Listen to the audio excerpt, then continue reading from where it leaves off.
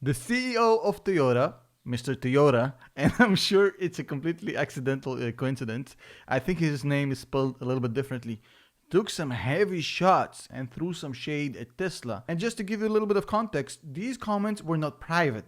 This isn't some leaked conversation. This was knowingly made during an earnings call. Let me show you what he said. I am hesitant to say this. Tesla's business, if you want to use the I am hesitant to say this. Tesla's business, if you want to use the analogy, is like that of a kitchen and a chef, Toyota said. They have not created a real business in the real world yet. They are trying to trade recipes. The chef is saying, our recipe is going to become the standard of the world in the future. At Toyota, we have a real kitchen and a real chef too, and are creating the dishes already. There are customers who are very picky about what they like to eat, sitting in front of us and eating our dishes already. Oh my goodness, somebody called the police because there's literally hundreds of thousands of these recipes riding around on the roads. Somebody needs to do something about it. And what about these 5 factories? Are they going to manufacture recipes, Mr. Toyota? Now, on a serious note, Toyota has a lot of street cred in the automotive industry. This company is no bum. They've made some of the best ICE cars over the years, for sure. And if you completely ignore the self-inflicted wounds of GM with the whole EV1 story, Toyota might be labeled as the company who invented hybrid cars. Their 1997 hybrid Prius was revolutionary. It was a phenomenal car. People loved it and it did phenomenally well. But ever since then, for the next 25 years, Toyota was left behind. And now they're crying about it. So we know that Toyota made some of the best ICE cars of all time. Hands down. We also know that they had the head start. But what happened? In the words of Eddie Murphy, what have you done for me lately, Eddie? Well, in Q2, they've actually plummeted 74% in operational profit. You might blame the pandemic, but their 4.5% is a historically low number.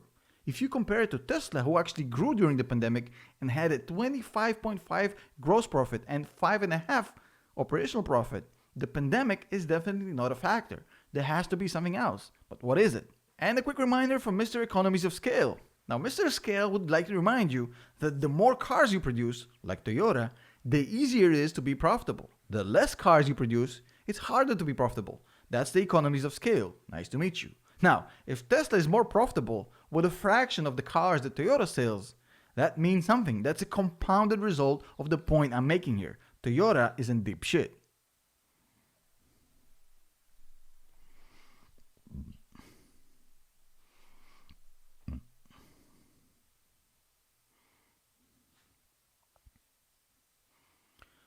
And while dinosaur executives from the sad reality is that while some companies are actually adjusting and learning to play the new game, aka shooting threes from the half court, some companies sit on the bench and complain about the old days and how things used to be better before the game has changed.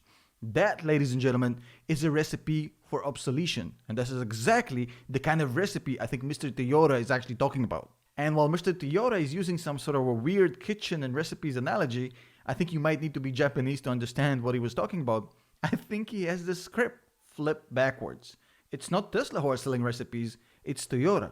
Currently, Toyota has 0 pure electrical vehicles in the market. Well, to be fair to Toyota, it's not exactly 0. They do have a crossover that is sold solely in China, and they're coming out with a new Lexus SUV in 2021. But beyond those 2 models, they plan to make 0 pure electric vehicles until 2025.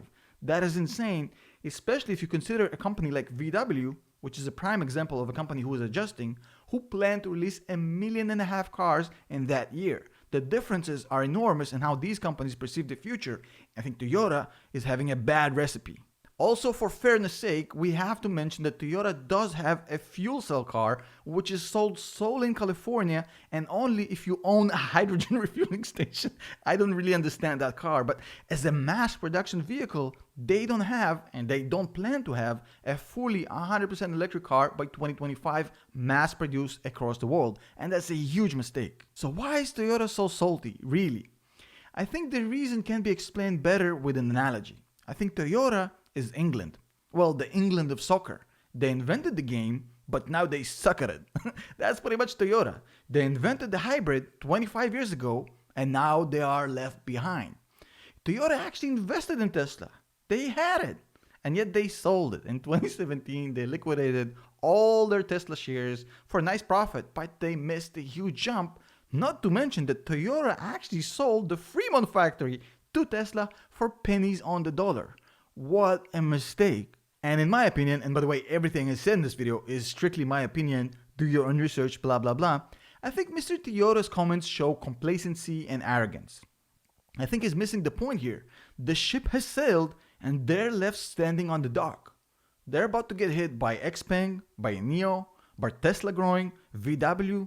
They're gonna be left behind. They're like that little lobster getting cooked. They don't even know it yet. I think it's about to get really bad for Toyota and even worse for Toyoda.